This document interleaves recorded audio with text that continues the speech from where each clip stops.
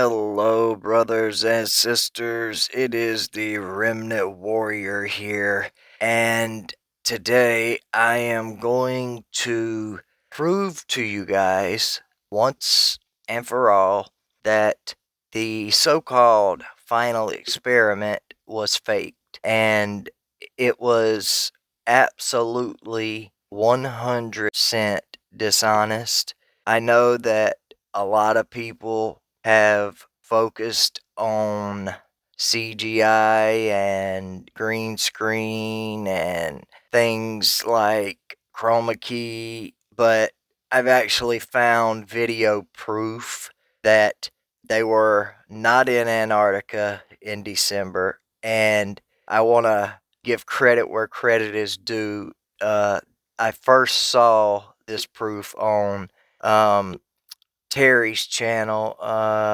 Terry, I think is trying to remember the name of the channel.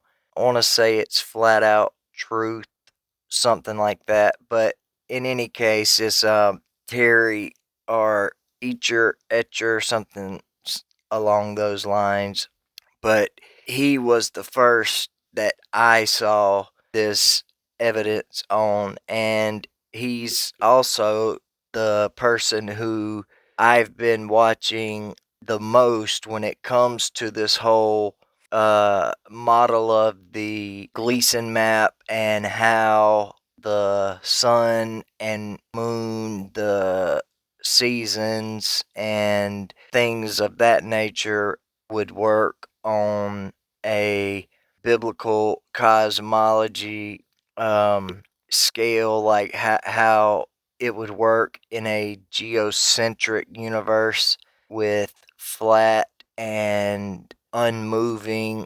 Trying not to say anything that's going to get this video flagged, because I have noticed absolutely that when I share stuff on Facebook and share the exact same things on YouTube, especially when they are about cosmology, but not just cosmology, they get seen far more on Facebook than YouTube. I'll get thousands of views on Facebook, whether it's music or an episode of the Remnant Report, or the only thing that has done about as well on Facebook and YouTube evenly is the Dark Maga Assemble documentary, and it is pretty much being shadow banned in on both platforms. But that's fine. I do want to tell you before we dive into this that we've got the second episode of season 6 for the Remnant Report coming up this week, and we're going to be recording Monday night, so it will probably go up Tuesday. And joining me for episode 301 of the Remnant Report is John Brisson, Jeremy Stone, Laura Shrocki from Magical Mystery Church, Odd Man Out, and I am pretty sure that that's the entire lineup. If anything changes, then I will be sure to let you know. But I want you guys to watch this, and then as soon as these clips are finished, now I say clips, but I've merged them together into one clip.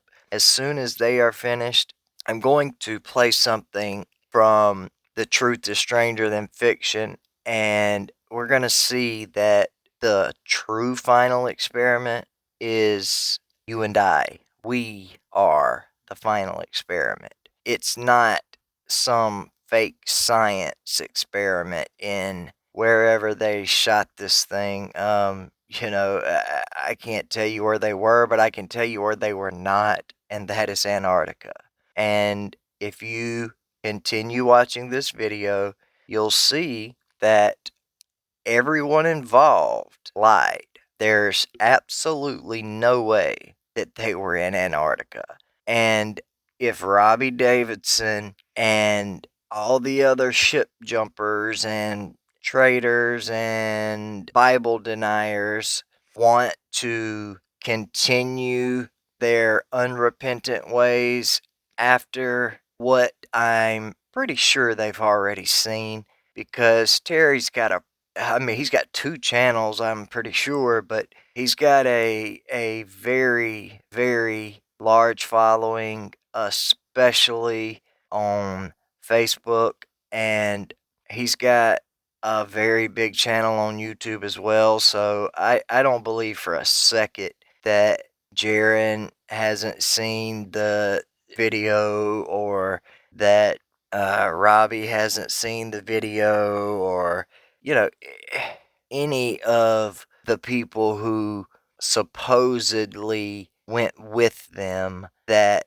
are lying right along beside Duffy and the so-called geocentric believers. And, if they ever were true biblical cosmology believers, then I would be very, very surprised. But without any further ado, here is, first of all, how the sun and moon works on a biblical earth, and here's how you know for a fact that even though a 24-hour sun proves nothing one way or the other about the shape or the nature of this world that God has created for us, it does prove that the video you're about to watch does prove that they're lying. That is for sure. So,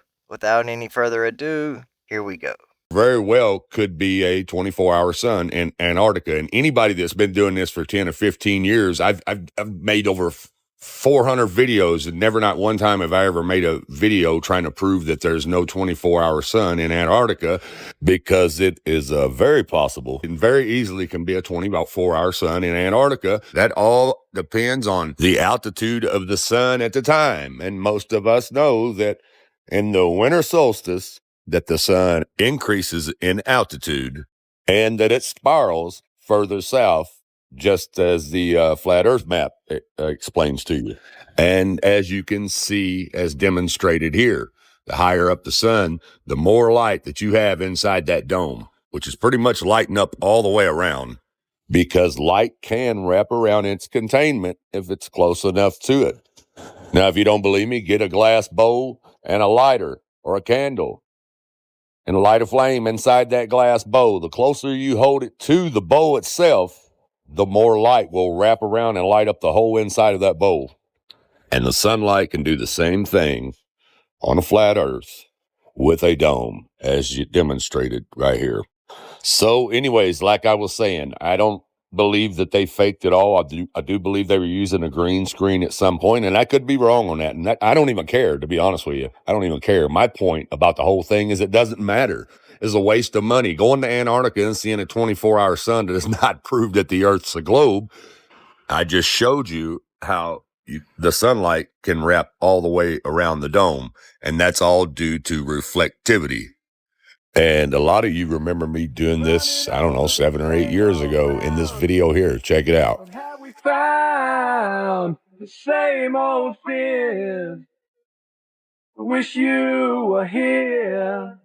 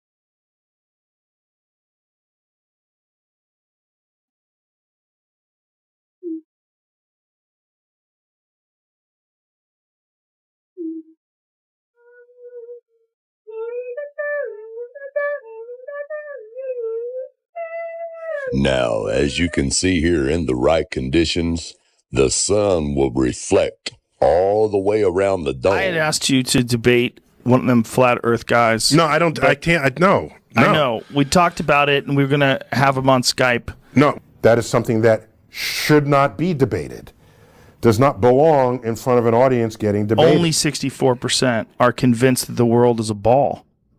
The world is a circle, that the world is a, what is it, a spheroid? Only 64% are convinced that the world is a ball.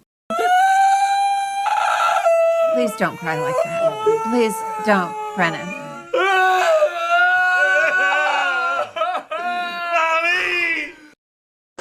Good evening, everyone. I just wanted to do a really quick video on the final experiment.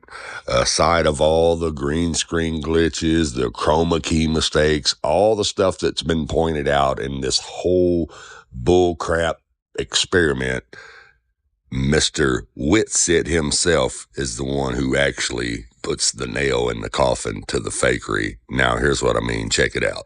When you see someone who is really working in Antarctica in December, this is what their breath looks like. So when Whitsitt is doing his live stream video, someone asked him, why can't I see your breath if you're in Antarctica? It's so bright. Why isn't your breath foggy?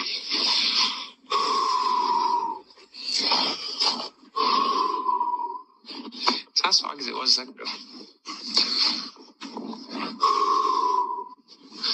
It's kind of foggy right now.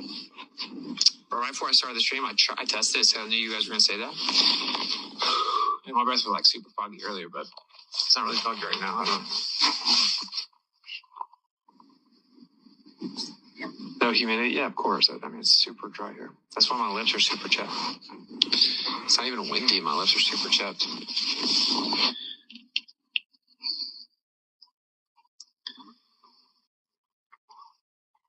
Just pick up some snow? Okay. I'm not wearing gloves, so that's a terrible suggestion. I'll be right back and grab some gloves. I'll pick up some snow. Okay. I'm gonna play her song again while I go in here so no one else maybe says something they don't want on stream on my headphones. I'm gonna go grab my gloves. It's a good idea anyway. Okay, so he turns the camera off because he's worried about what somebody's going to say on the live stream, supposedly why he's gone to get his gloves. Now, let's look at the footage where he goes to get his gloves before he comes back and turns the camera on. Okay, let me hit play. There's Whitsitt right here, coming out of the shed. Now, he walks back over. Now, his camera's right on top of this funny-looking thing here with the blue thing, and then his laptop's there with the camera on it.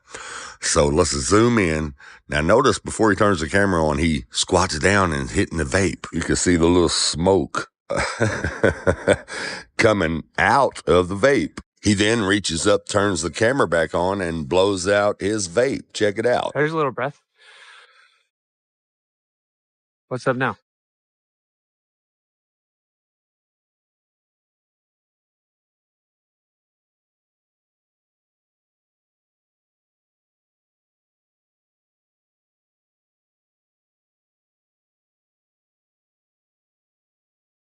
What's up now?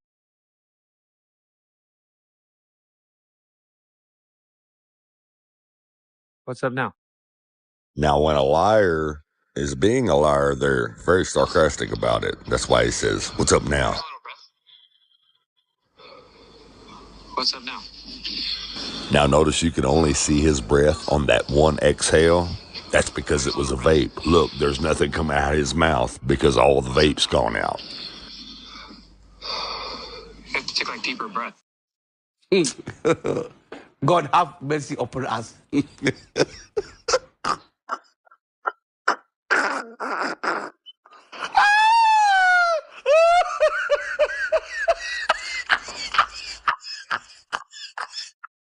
As you can see, the flat earth ideology is now being associated with the Christian religion, specifically the Bible. If people are told by Christians that the Bible teaches a flat earth, that will all but guarantee they will lose any interest whatsoever in ever reading the Bible or taking it seriously. This is something that must be dealt with now before it gets out of hand. And at AKF, we are a small church that likes to do big things. So we are facing this head on, and stay tuned as next week we will be providing irrefutable evidence that we live on a globe. And coming in 2024, we are working on something massive, which we think will finally put this flat earth idea to bed for good.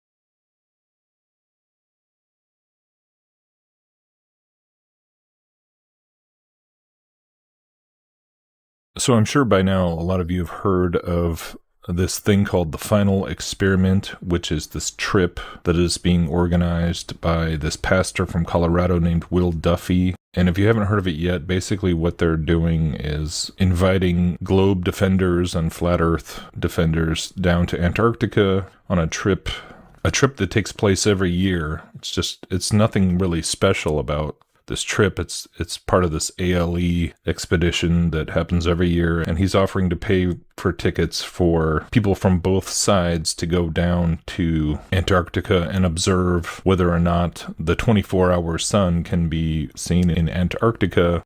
And the whole claim being that this will be the final deciding thing and put the whole thing to bed once and for all. And I wanted to speak to that, the premise of it on its face, I think, being quite flawed. But even more than that, I wanted to kind of highlight, like that clip that I just played was from that video in 2023, where he's explaining that, and of course we hear this all over the place, but this whole common refrain that the reason so many pastors and Christian leaders just are so desperate to put an end to the whole flat earth conversation is because they perceive that by associating the flat earth with the Bible, that this turns away people from ever picking up a Bible, and it's an embarrassment to the faith, and then it's harmful to the Christian witness, and so on. And I think more than anything, that is the claim that I wanted to address first and foremost. The reason being that, having now been kind of participating in this whole conversation for, the better part of a decade now, and having spoken to thousands of people at this point who didn't pick up a Bible until they had looked into the flat earth issue and had started to conclude that, maybe NASA and science has been operating on a number of false assumptions, and that there is indeed a massive false deception about the world in which we live, and causing them to turn to the scriptures. So personally, I can say, this idea that flat earth is an embarrassment to Christianity and is sort of an anti-apologetic, that it's something designed to make Christians look stupid. I mean, I've been hearing this since day one. We've all heard this a million times. And it's just absolutely false. And so I've read countless emails and comments from people all over the world who have come to faith in Christ because they not only flat earth, but the broader implications of getting to the point where you can grapple with the idea that we've been lied to on that kind of a scale, and that not just the U.S. government, but all the major governments of the world who are involved in all these, space programs and stuff are all participating in this hoax, this deception, and how that plays into so many other questions. And after COVID especially, it's kind of mind-blowing that to still hear Christians and pastors making this kind of an argument when the shape of the earth is hardly the only thing that we're being lied to about. And so, okay, in terms of this Antarctica trip, just personally, I wanted to come out and just give my 2 cents on this idea, the premise of it, to begin with, claiming that this is going to actually prove anything, I would argue is quite faulty. And it kind of points back to the entire history of the debate between Copernicanism and geocentrism, and how the whole current model of the cosmos was created, where it's constantly appealing to trying to create a model and an explanation for how the luminaries work and what they are. And essentially, when I first kind of came across this issue in 2015, for me, the most compelling piece of it from a scientific point of view, from an experimentation point of view, was the issue of curvature. That is, the question of whether the ground is really curving beneath their feet into a sphere or not. And this has always been kind of the tension with the discussion, where the motions of the heavenly bodies and the observations thereof is the thing that supersedes the question of whether we're actually on a flat plane or a curved surface. And I know this Will Duffy guy has been going around and doing a lot of live streams and interviews, and when they're like 4 hours long, man, there's just no way I'm going to listen to something like that. But I did listen to the recent debate between Whitsitt and Professor Dave, who professes to be a professor. And, when Whitsitt brought out all, the thing that really stuck out to me about that whole thing was the same issue, where constantly it's like, well, explain the southern stars, explain this, explain how the heavenly bodies work according to your model. It's going back to doing the same thing of framing the whole debate in terms of, well, you have to be able to explain how the celestial bodies work, trying to suck you into that discussion. And then when Whitsitt shared the litany of ground-to-ground observations showing distances that should be impossible to see on a globe at 24,000 miles in circumference, it's just dismissed outright. And, those are all, I can't verify that, so it's just nothing. So it's just completely disregarded. And no, we got to talk about the sun, moon, and the stars. And so after watching that and then seeing more stuff pop up about this final experiment thing, and it's like, the flat earthers they're too chicken to me, it's a red herring to begin with. And so, my advice to anybody who's being invited to this thing is to not bother with it, because in a sense, you're already kind of handing them, regardless of what you might actually go and see. Let's say you really do see a 24-hour sun in December. Does that prove that the ground beneath your feet is curving? No, it does not. And for me, it's really no different than the issue of like the star trails and the southern hemisphere and things like this. Or it's no different from like being challenged with like, well, how do eclipses work? Or the phases of the moon, or all kinds of things. So this is, to me, it's just kind of falling back into the same false assumption that has kind of plagued the whole issue for hundreds, if not thousands of years.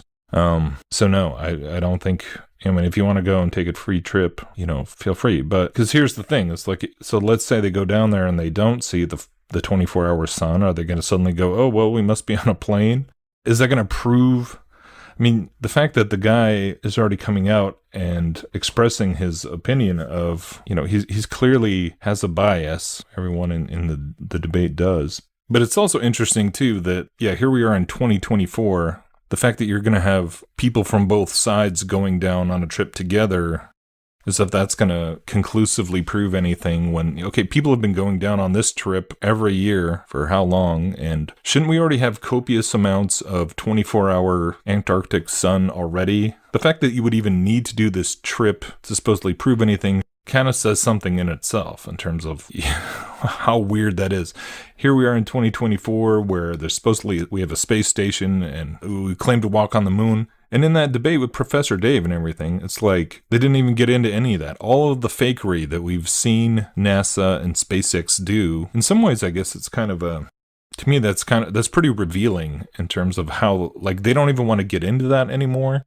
It's like, okay, well, you just say all the NASA stuff is fake, so we'll just avoid all that. And it's because they want to avoid that because it's so embarrassing at this point. And regardless of what era of space flight footage you want to look at, from the 50s all the way to today, We've been scouring all this material for years now and putting together all these compilations of really questionable things that they're just going to continue to scoff at. And so it's like, okay, let's go to Antarctica and that'll just put it to bed once and for all. And the fact that this is being put together by a pastor, and I don't know much about this guy's background or what else he teaches in his theology, but for myself and for many other people, the scripture really was the deciding factor. When you go through from Genesis all the way through it, trying to find argumentation for a spinning, whirling Copernican universe with galaxies and black holes and all this stuff, like that's where it really just became impossible to unsee it, personally. And I know for many of you as well, that just going through the days of creation and going through Joshua's long day, and people have been debating the circle of the earth in Isaiah ad infinitum.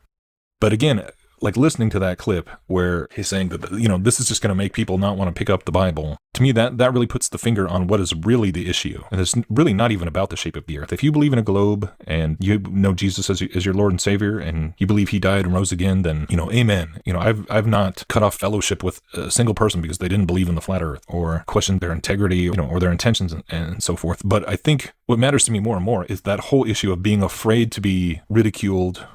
You know, and the one thing that really kind of stood out to me when I first started looking into this topic was the question of what did the biblical authors and the patriarchs actually believe about the cosmos. And this is another thing, too, I think that kind of came out in that discussion with Danny Faulkner and Peters or whatever, is that they really kind of want to downplay, like that's a real sticky one.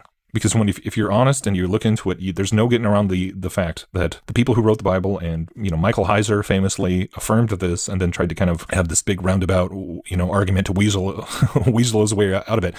But no one really, if you really press them, no one can deny that the authors of the scriptures, all the fathers of the faith, all believed in an enclosed stationary earth with the sky stretched over them like a tent, and the heavenly bodies are in motion and we are not.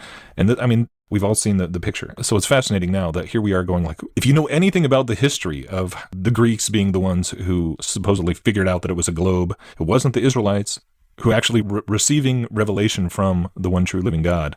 But basically, you just see Christians trying to retcon the historical fact that the biblical authors and people who believed the Bible did not believe in the Copernican universe.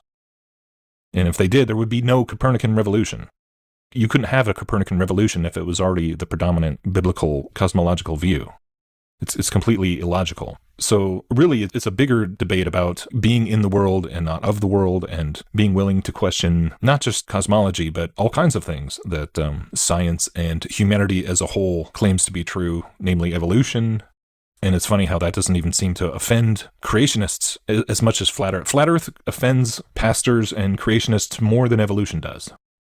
Like, how many more people out there, you know, my entire life, I've heard of Christians trying to argue that evolution and the Bible are both true, and trying to harmonize everything with, you know, whether it's Darwinism or the Big Bang. I mean, it's been around for a long, long time. And somehow that's not offensive. Even when you believe in creationism and you believe evolution to be a lie, somehow believing in a fixed stationary Earth with a creator and 6,000-year history, you're more triggered by that. You're more afraid of being associated with that than you are with people who believe in evolution, believe that the Bible and evolution are compatible. That's probably been the thing overall that has fascinated me more than anything else with the flat Earth debate within the church. How numb we have become to the teaching of evolution, not just in an abstract classroom kind of way, but the way that evolution has manifested itself in society, in government, in the sciences, in everything, from politics to, you know, sociology and medicine and everything. I mean, just the name, I've just been struck by the irony. The final experiment. That's your big, that's the name you came up for, you know, basically your marketing campaign for this trip. And here we are 3 years into what I would say is the biggest experiment that's ever been done on humanity. Hands down. And you're more worried about people believing in the flat earth than you are for the millions of professing Christians and pastors who went along with an experiment that would put Joseph Mengele to shame. And the cognitive dissonance that is now rampant. So much has already come out about how the government and corporations and news outlets knowingly lied about the origins of the disease, about the dangers of it, and about the effectiveness and the risk of the so-called vaccine. You know, when I hear people making these arguments about essentially being afraid of being associated with the same cosmological view that Abraham, Isaac, and Jacob held, you know, my next question is, well, Are you afraid of being labeled an anti-vaxxer? Are you afraid of Christians being associated with, I mean, think of all the pejoratives that are now being leveled against Christians and conservatives in the media and by the federal government. You know, when the president goes before the world and is talking about white supremacists and the MAGA extremists, and it's like, at what point are you going to figure out that, like, you're living in a fantasy world of what the true dangers really are right now? Like, I don't know what timeline you're living in. I don't know what kind of, you know, it's ironic, right? Because it's, well, the Flat Earth is ridiculous because it's like we live in this idea of living in a snow globe in a bubble. And I look around and I see people living in a bubble, particularly Christians. And maybe this is why the Flat Earth and the globe, it's almost more symbolic of the bigger divide. If you can cling to this scientific security blanket of the globe and space, and that, you know, the world is going to take us seriously because we're not like these stupid Stone Age people. How deluded are you about so many other things? You know, I've yet to meet somebody who got into Flat Earth and decided that, like, gender was a construct. Like 10 years ago, if you even told people that would be another big debate, is how many genders are there, or what is a woman? You know, and so there's a sense to where you have to kind of let all that go and know that the world is going to hate you for following Christ and being true to his word. So, like, in so many ways, it's like this whole debate has already been surpassed.